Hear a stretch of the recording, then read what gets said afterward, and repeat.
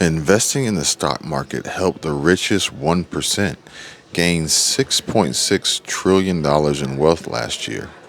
According to the Federal Reserve, America's wealthiest people, such as Warren Buffett and Jeff Bezos, saw their wealth increase by a total of 6.5 trillion last year, mainly driven by soaring stock prices, real estate values appreciating, and the financial markets.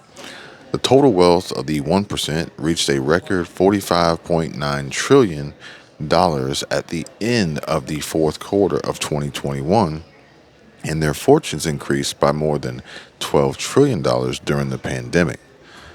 These numbers are astounding. Edward Wolf, a professor of economics at New York University, said, "The pandemic wealth boom certainly ranks at or near the top of all the wealth booms over the last 40 years.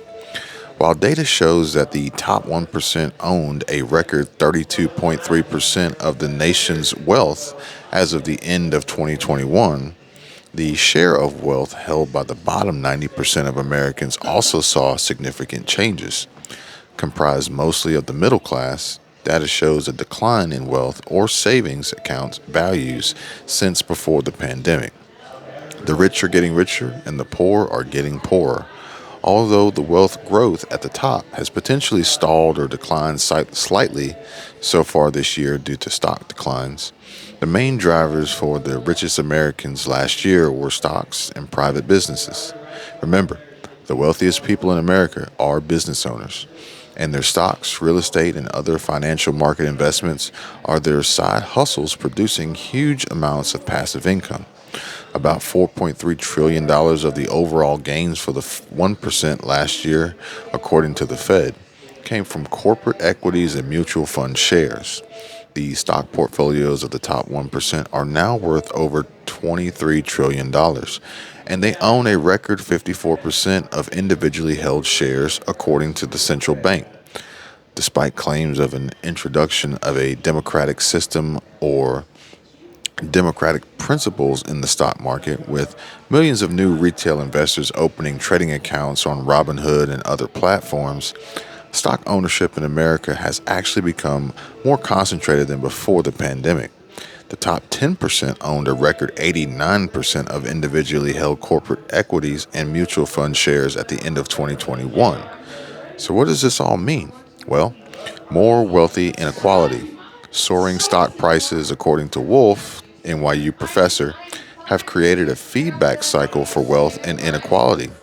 Because stock ownership is tilted towards the top of the wealth ranks and rising stock prices shift more money to richer Americans. Since the wealthy can afford to save and invest a larger share of their added wealth, more of the nation's wealth gains flow to the stock market. That raises stock prices even further.